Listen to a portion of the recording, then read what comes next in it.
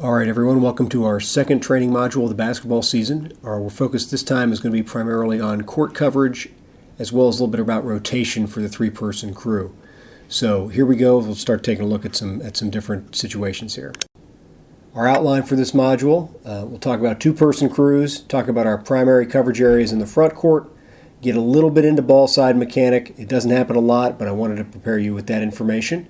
Then we'll talk about three-person crews in their front court primary coverage area, as well as rotation and some coverage in transition. So we'll start with two-person.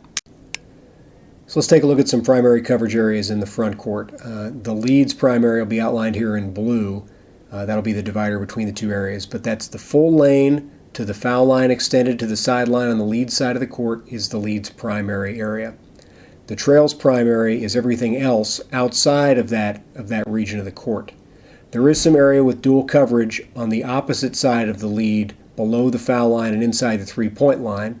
Assuming that the lead does not go ball side, if the ball is in that area, then the trail would referee that area if the trail is on ball there. If the trail is on ball elsewhere, especially kind of in the area above the lead's primary, above the foul line over there, the lead would be responsible for off-ball action in that same space.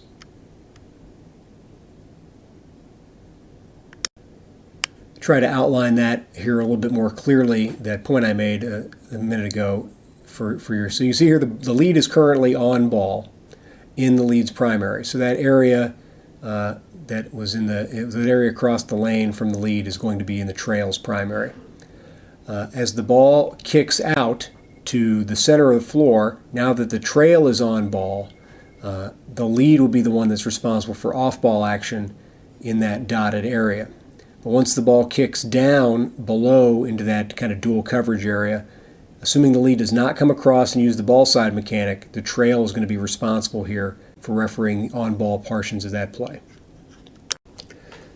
So again, I want to show you the ball side mechanic. You probably won't use this very much, but it can come up. I'm going to overlay the regular coverage areas right now. So notice that we would only use the ball side mechanic when the ball and almost all of the players are across the lane from the lead. Right now the lead is primary on ball with that matchup outside three-point arc. But let's say the ball gets kicked into the center of the floor at the top of the key. The lead might close down a little bit, similar to what we would do in three-person, and we'll talk about that more shortly.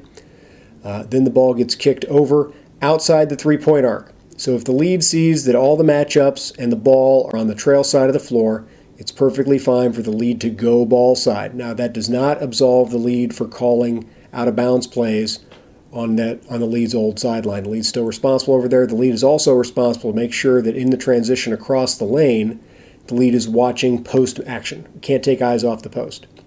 So here we have the lead on the ball side, but the lead is still off ball. So if the lead's off ball, all the lead has really done is extend their primary into that full area. However, if the ball gets driven inside the three-point line and below the foul line, now the primary areas switch a little bit.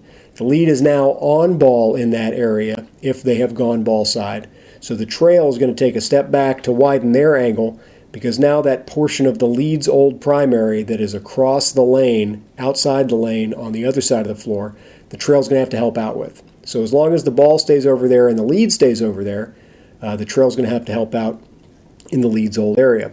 But if the ball gets kicked back to the center of the floor, the lead's going to have to find an opportunity to get back to their old side of the floor as quickly as they can, and the trail will settle down back into their regular primary spot on the floor to take regular coverage. I want to emphasize that this is not something that we're going to do a lot, but it is something that is available to us if we need to go ball side, because that's where all the action is. We can do that as long as leads know that we have to go back across the floor to referee and balance the floor in the event we have transition, ball goes out of bounds, or the play develops in that particular way. So let's transition and talk a little bit about our three-person coverage in the front court. So we've added the center, the lead and the trail, our strong side. Remember, strong side is the side of the floor with two officials on it, and the weak side is the side of the floor with one official on it. That's always going to be the center. We'll talk about rotations in a minute and how that impacts our movement, but a couple of things of note. So the lead's primary area is below the foul line extended to the three-point line on their side and includes half of the lane. So that is the lead's primary area. The center has the other half of the lane and everything up to half court on their side of the nearer lane line. The trail is responsible for the remainder of the floor in the front court. Obviously, in transition, there's a lot of coverage area overlap, and we just need to go make sure we get plays appropriately. A couple of things of note here. We want to make sure we're keeping a wide angle. We don't want to get straight line. We want to be able to see the space between players. We don't want to try to look through players. We need to move to get in that kind of good position. We want to make sure that if we are in position after a referee passes and crashes, based upon where did a drive start, a player that starts a drive from the trail or the center's area and goes into another official's area is responsible for that whole drive, except if there's a pass out and that pass goes to the strong side and then there's a crash, the lead should stay with the crash and the trail should take wherever the pass goes. If that drive comes from the center side, if the pass goes to the center side, then the center should take the pass while the lead stays with the crash. If the lead happens to be on ball, then the center and trail need to be responsible for 3-second closely guarded situations as well as 5-second counts in their primary.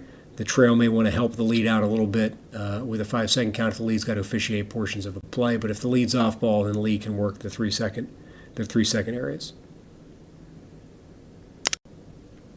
So as we talk about balancing the floor and working to make ball side equal strong side, that leads us right to rotation. So one of the things that's important is the lead, I'm going to mirror the ball one step wide wherever it is on the floor with a couple of exceptions. I'm never going to go wider than the three-point line, and I'm not just going to position myself between the lane lines. I'm either going to be rotating from one side to the other or I'm going to hold my position.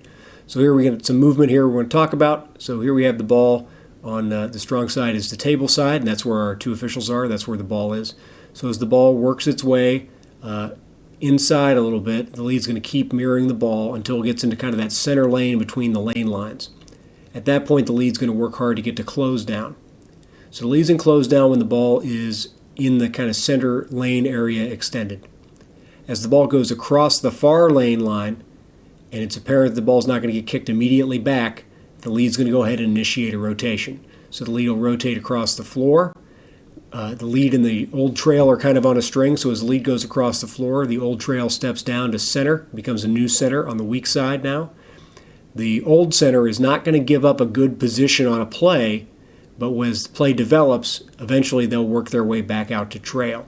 It's important to note that this could happen a number of times in a half-court set, and we need to be in a position to be prepared to react to where the ball goes to make strong side equal ball side.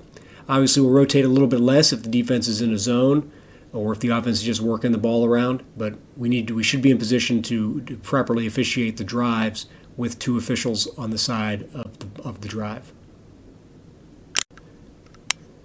Here we're going to talk a little bit about transition. So let's say we have a rebound. It could be a made basket. Doesn't really matter. We're going to come up the floor based on our old positions. So quite simply, old trail hustles down, becomes new lead.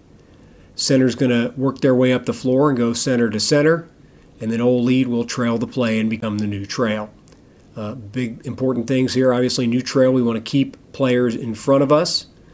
Center, we're not going to leave the old or the new trail on an island. In the event there's a lot of pressure in the backcourt, we want to make sure we're back with the second to last defender until it's apparent that they're not putting any pressure on to bring across the floor. And we shouldn't be initiating rotation until the ball and all players are in the front court as the new lead. I hope you enjoyed the module and the overview of some coverage areas. I hope the season is going well for you, and I hope it continues to do so. So keep up the great work.